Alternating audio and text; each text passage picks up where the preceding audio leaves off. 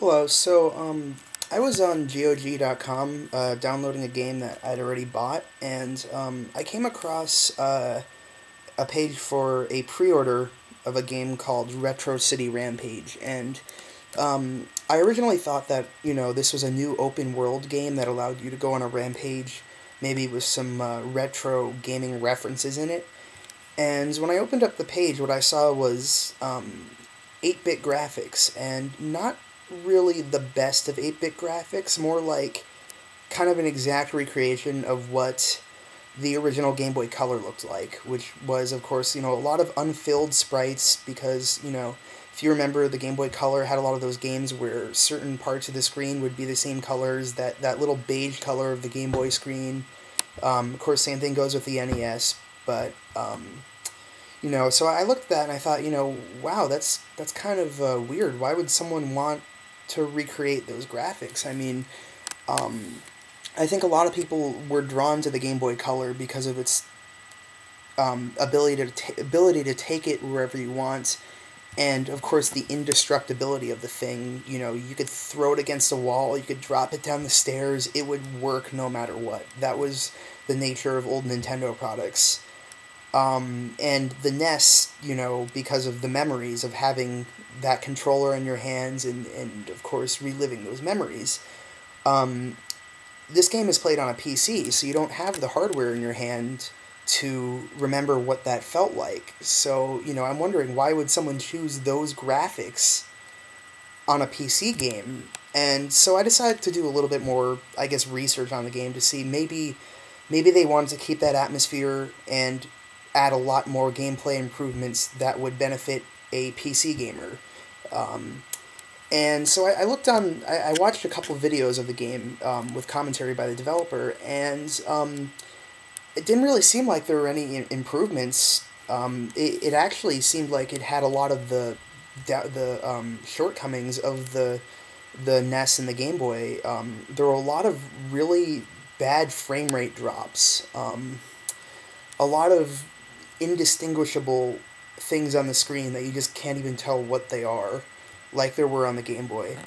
The characters themselves seem to move really slowly and really jaggedly, with a lot of um, you know clumsy sprite animations. That was which were obviously very common on the NES in the Game Boy Color due to its 8-bit its 8-bit memory and the technical limitations of that era. And I mean, the guy what the guy basically said was that this is a love letter to the NES, the NES era, the 8-bit era of gaming, and a lot of people see that as like a good thing. And it's the reason I'm making this video is not just to bash this game, which hasn't come out yet, or to bash this developer, but to bash this idea that regurgitating the past and slapping a $15 price tag on it is a good thing and it's good for gaming. I really don't think it is. Um, I think there's nothing wrong with taking the past and putting a different spin on it. For instance, Legends of Grimrock was a game I really liked, where they took the gameplay of Dungeon Master. I was almost going to say Dungeon Hack. That was another really good game that you should check out. But Dungeon Master, having the four-person party, walking in a first-person dungeon and having to manage the hunger and different stats of this party in real time as monsters were attacking you, and just the intensity of the whole thing. This game was taking that and putting it in a new 3D engine where you could tell what was attacking you was, and made a couple of pretty good improvements in my opinion, like making torches more abundant so you weren't constantly scrounging for light, and taking the magic system, which was originally extremely counterintuitive, and putting it in this 3x3 grid system, which was much more visually appealing and easy to use. Which again, those are in my opinion good improvements. And of course, Red Orchestra 2, which was basically, in my opinion, a huge step forward and a huge risk by these developers, making this game where every single key on the keyboard has some sort of function, and every single function you could possibly have with a gun is basically used in this game. And, both of these, neither of these games are perfect. Both of them are extremely flawed due to the limitations of these studios as well as other things. But they provide something that no other game on the market provides. And I don't see that with not only this game, but a lot of the indie games that have been coming out with the 8-bit graphics and the platformer, the platforming levels, with the exception of maybe one gimmick or one twist, as they call it. I don't see a lot of attempts to make something new, and yet they're putting these things on the market, and I feel if you're going to write a love letter, and put it on the market, you have to be open to criticism, and you have to be open to the expectations of customers and gamers. And I don't feel that these games meet reasonable expectations. I think they're just kind of regurgitations of the past. They're using people's memories to sell the game, not gameplay. And I don't think that's good for gaming at all. So, I know people are going to say this tired old argument again. Oh, you haven't played the game, you can't judge it. First of all, I'm not judging the game or this developer yet. I don't know enough about him.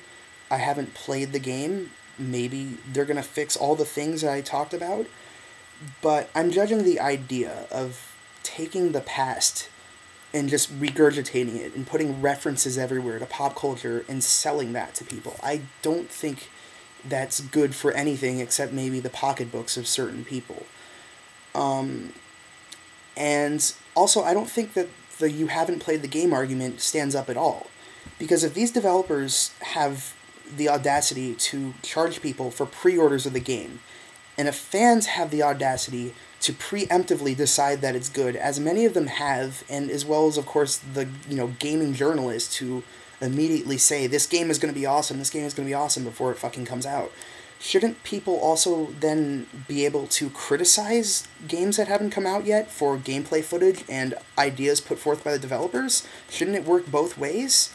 I mean, of course not. Of course, we cannot criticize the content creators. We cannot criticize the job creators. They're on a different level than us. We're just customers. We're just individuals. We don't have those rights. Yeah, that's kind of the attitude that's been put forth on the internet and just everywhere lately, and it's driving me fucking crazy. So yeah, comments, criticize me, whatever. I'm not trying to bash this guy's game or this guy.